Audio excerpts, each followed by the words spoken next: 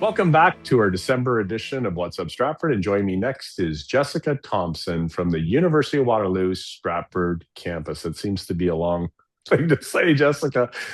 Tell us about the GBDA. Do I have that correctly? You have that correctly, yeah. So, what is Uh, that? so GBDA stands for Global Business and Digital Arts. This is our undergraduate program. We have 650 undergrads right now, as well as 60 students taking our MDEI program, which stands for Masters of Digital Experience Innovation. That's awesome to see this. The campus opened in 2012, correct? Yeah, it's open to 2012, yeah. And how many students originally till now you have over 700? It's pretty crazy. We're technically at 650 right now. They had hoped when they opened up the campus, first of all, as some of your viewers know, when the campus was built, it was envisioned as a research institute and also a place for a professional master's program. And the undergraduate program came a little bit later. And so they were hoping for like maybe 30 students and over 100 applied. So our initial class was 60. We're the first program in Canada to combine business technology and design. So I think it was just right place, right time, and students just came. So yeah. Well, keep growing. That's great news. Let's talk in a practical sense because your students are doing things for Lights on Stratford. So tell us Mhm. about some of the innovation going on there. Yeah, so last year, Lights on Stratford approached us to do some work with them, and we were delighted to be included. So, shout out to Kaylee and Zach for making it happen.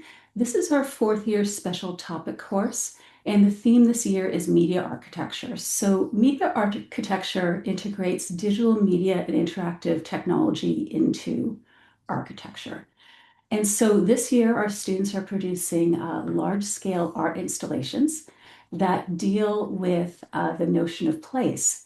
And we're very lucky. The instructor, David Hahn, from the beginning wanted, if you're thinking about place, you obviously have to think about whose place is it and the fact that we are settlers on this land.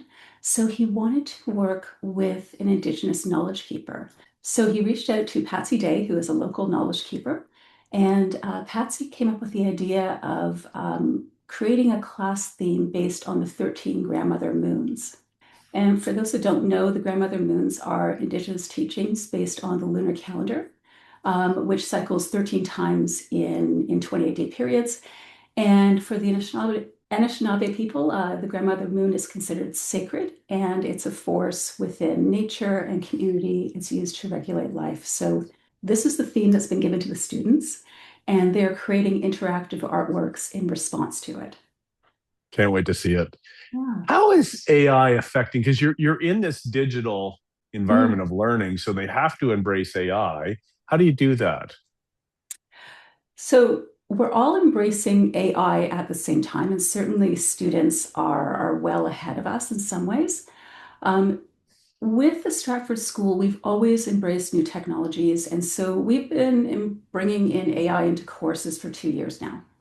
This started in our advanced UX course. This is continuing in our second year course.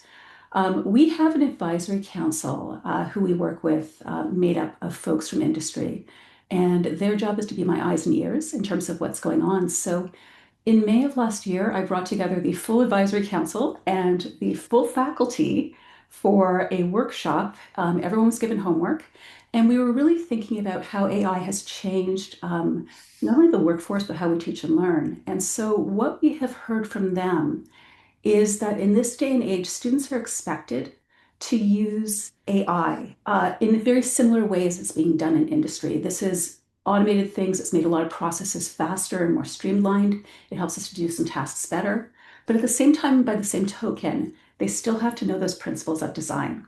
They still have to be able to have a critical view of AI, and they need that background knowledge as well. So, what we do in our program is when we're teaching the fundamentals, we don't integrate AI. You're literally learning to do it with your eyes closed. And then once you have the foundation below you, we start to use AI in the same way as we use any other digital tool. Right now, it's on everyone's mind. in terms of what does this do to teaching and learning, what does this do to creativity, etc. And there are times where it feels like we're all kind of building the plane at the same time we're flying the plane.